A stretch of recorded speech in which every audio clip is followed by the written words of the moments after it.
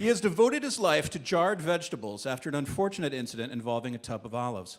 Now, when he walks into a bar and orders a drink, he always utters his catchphrase, kosher, not dill.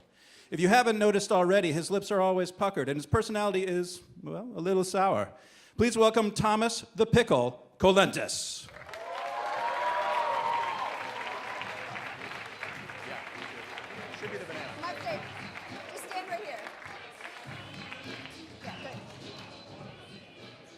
A professional water drinker, he is likely more hydrated right now than any of us will ever be.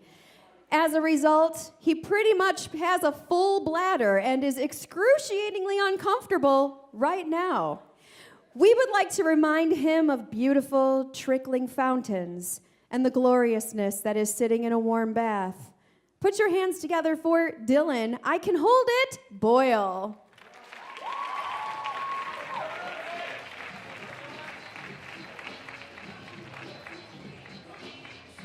All right, so as you can see, the two of them are going to be debating the topic of learning versus teaching. Interestingly enough, they have the opposite topic you would think they would have. In order to determine who goes first, we have a very scientific method, which is flipping a rubber chicken.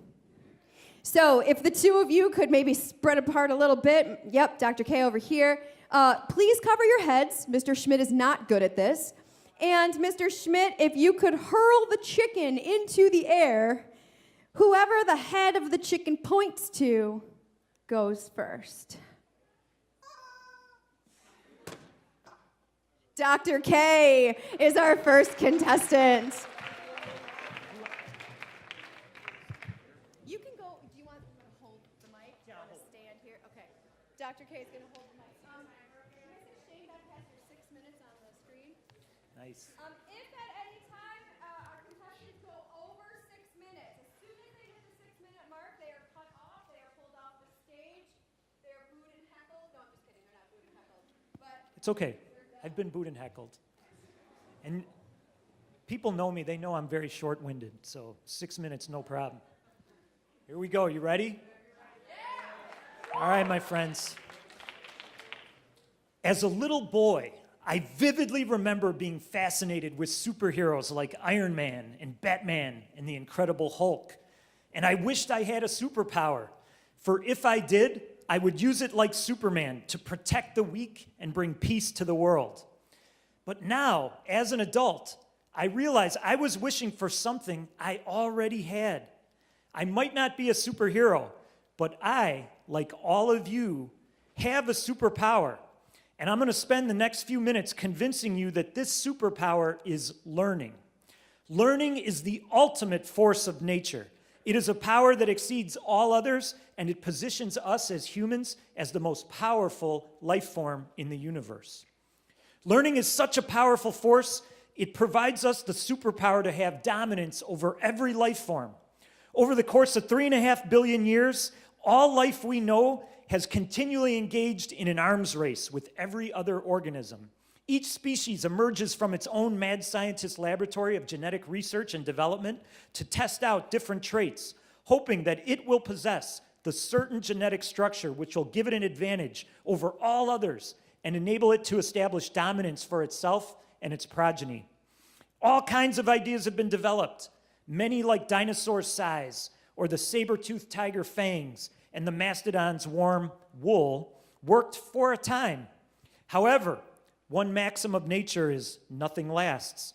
And as temperatures rose or sank, as atmospheric conditions changed, and as waters shifted directions, all of these once mighty and dominant creatures failed to adapt to the new landscape which they found themselves.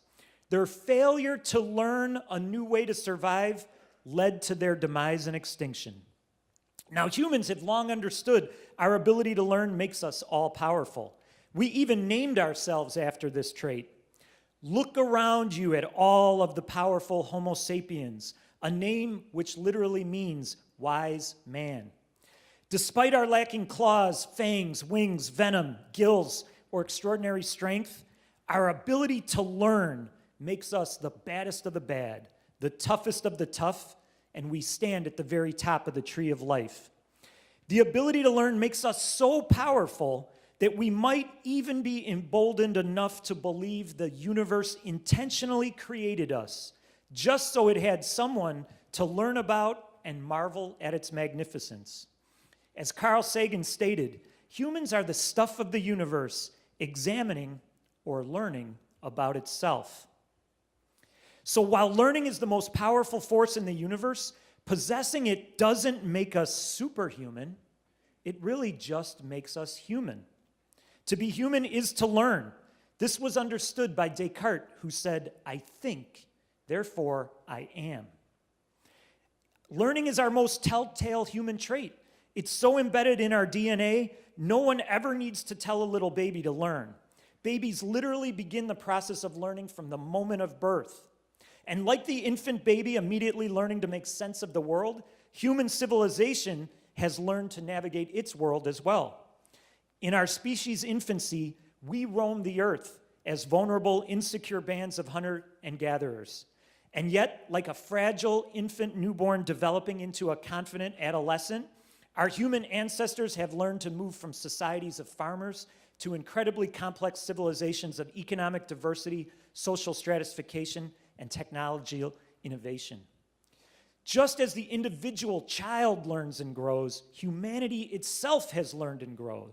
From Flintstone knives to 3D printers and cloud computing, we've made tools. From raw meat, fruit, and nuts to Krispy Kreme donuts, barbecue ribs, and froyo, we've made foods. From the deepest depths of the ocean to distant planets and galaxies, we've learned to explore our world and universe. Learning never stops. It never ends. We don't hit a wall. Once awake and aware, the universe's insatiable desire to learn about itself has been fueled through us. Sure, at times, humans have plateaued. We've entered the dark ages where our collective wisdom flatlines, but then someone thinks a thought, and we all quickly learn to look at the world anew, and a renaissance of innovation washes over humanity. Still don't believe we, humans, think that learning is a superpower? How many of you will be spending $200,000 over the next few years to chase higher learning? Who are some of the most respected and venerated members of a society? It is the learned. Those who pursue a life dedicated to learning are placed at the pinnacle of society. Throughout history, we've built libraries to collect, curate, and organize our learning. Game shows with million-dollar prizes are created to celebrate the greatest learners on the planet, and we all tune in to watch. Know the names of the strongest or toughest humans? Doubtful. But our greatest human learners are so celebrated, we create a separate word for them. Geniuses. Einstein, Mozart, Oppenheimer, Edison, Confucius. You know their names. Still don't think learning is a superpower? Consider this. At many times throughout history, learning has been considered the most dangerous act a human can engage in. Why? Because everyone knows knowledge and learning is power. Superpower. In my life, I have learned to love. I have learned grace. I have learned kindness. I have learned compassion. So close.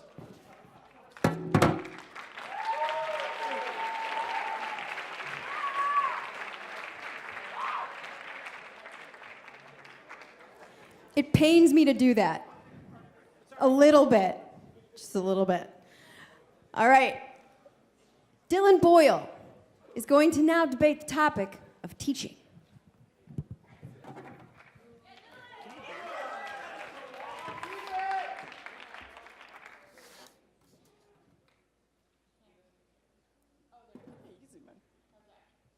That's good.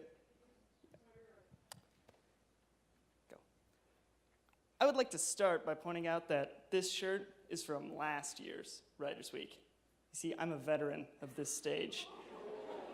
The last time I did one of these was before Dr. K even got his job at LHS. And I'd already been here 3 years, so maybe I could teach him and the rest of you a little something about teaching and about learning. And I know this might be groundbreaking to a bunch of high school students, but learning sucks. Teaching is where it's at because learning is all passive. It's often boring because the learners aren't in control. The teachers are. If you really want to understand something, internalize it, you need to teach it, because teaching is the highest form of learning, the form that gives the deepest understanding. For example, this past summer, my fencing coach fell ill, and he asked me to teach his classes of middle schoolers for him because he couldn't, which was terrifying because, middle schoolers. And getting in a room with those kids taught me a lot. I had to teach myself more about fencing, something I'd been doing for a decade, in 1 month with kids who knew nothing about the sport than I would have in a year trying to learn without them. Breaking things down, making it simple, explaining things multiple ways until a student finally does it correctly. And it took so long sometimes because I was still learning how to teach, but I was learning from myself. And when we learn from ourselves, when we are allowed or forced to problem solve and explore the things that we wish to learn, we are more teachers to ourselves than students. And ultimately, it was the greatest experience I've ever had in relation to my sport to be able to analyze it and experience it with those kids. I also taught myself about picking my battles. With kids, you can't always have your way. You just gotta let stuff go. And over those few weeks, I had to learn to relax a little. But just to be very clear, when Dave starts playing sword catch, that is not one of those things you let go. Dave, put it down. Dave, how many times have I told that kid? I'm sorry. Teaching is learning, but it's learning on steroids, 2.0, next gen, new and improved, bigger and better. The point of learning today is to do tomorrow, but teaching is learning while doing, through doing, inextricably tied together. And I admit, learning has its place sometimes. As the great poet and philosopher Rihanna once said, you like that? When you will go learn, before the tables turn. In this excerpt taken from her thought-provoking piece entitled Work, Rihanna asks her lover when he will become willing to address the problems in their relationship. And if he does not, Rihanna will dump his sorry behind. That was more than I expected. Someone hurt you. But the important thing here is not the learning. It's the doing. See, her man needs to actually change his ways if he ever wants to chance to, as one of Rihanna's contemporaries, Beyonce, might say, put a ring on it.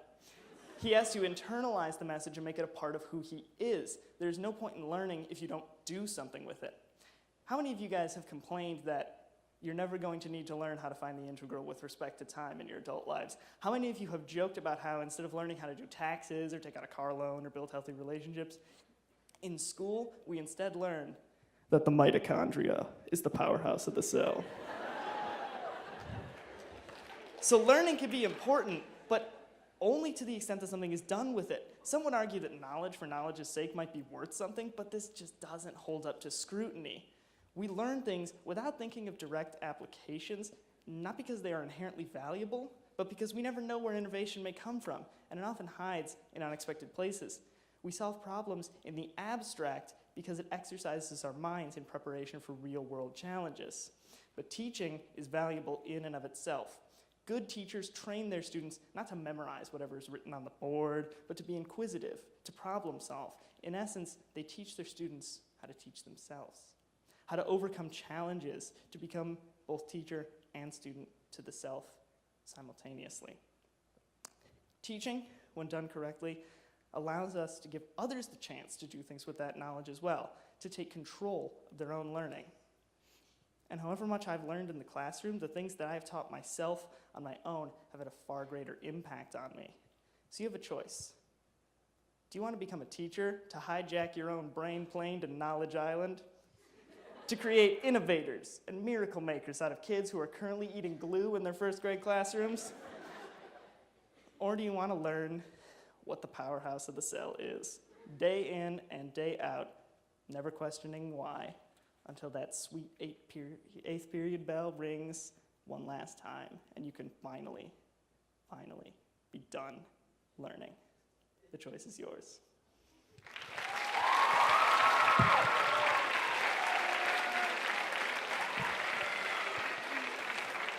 All right, so in order to determine a winner, first of all, Dr. K, did you have any sort of awesome last line that you were deprived of speaking?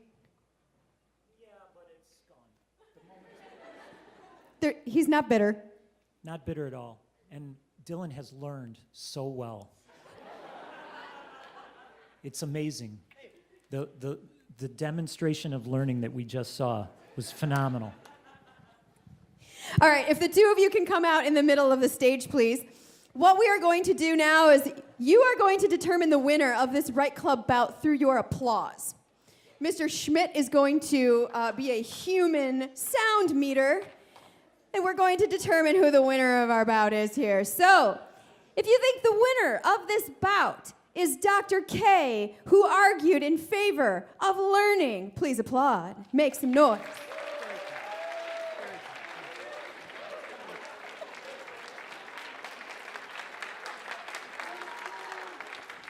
If you feel that the winner of this bout is Dylan Boyle arguing in favor of teaching,